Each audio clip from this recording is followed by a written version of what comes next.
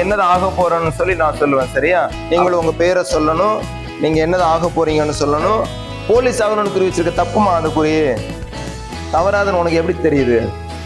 ஏதாவது சின்னதா ஒரு நாளைக்கு ஏதாவது ஒண்ணு பண்றீங்களா? அப்போ மனம் வாடி துன்பம் மிக உழன்று பிறர் வாட பல செயல்கள் புரிந்து நிறைய கூடி கிளப்பருவம் இது இறுதியில் கடும் கூச்சி பிறை என பின் வாங்கி அப்படி முழிக்காத. நான் கடைசியில சொல்லிடுறேன். சரி, என்ன சொல்றேன்? எல்லாரும் மாதிரியும் நானும் காலையில எந்திரிச்சு, எல்லாரும் மாதிரியும் நானும் காலையில சாப்பிட்டுட்டு, எல்லாரும் மாதிரியும் தேவையில்லாத வேலையை பார்த்துட்டு, எல்லாரும் மாதிரியும் செத்து போறதுக்கு நீ என்னை அறிவில்லாமையா படைச்சிருக்கிற? ஆண்டவனை பார்த்து கேட்கிறான் பாரதி, நீ என்னை அறிவில்லாமையா படைச்சிருக்கிறீங்க பாரு. எல்லாரும் போல இருந்தா இந்த 4 பேர் இங்க உட்கார்ந்துருக்க முடியுமா?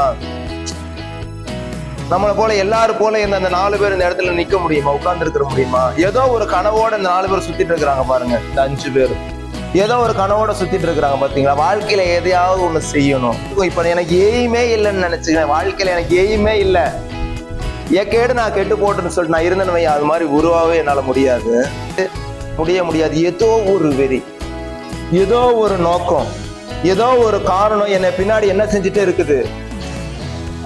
புஷ் பண்ணிட்டே இருக்குது என்னைய. ஏதோ ஒண்ணு என்னை புஷ் பண்ணிட்டு இருக்கு. நான் ஆவன்னு சொல்லிட்டு நீ இன்னைக்கு ஒரு எய்ம் வச்சுட்ட தெரியுமா? ஏதோ ஒண்ணு ஒரு எய்ம் வச்சு, நான் மிலிட்டரி ஆகிதான் தீருவேன். எய்ம்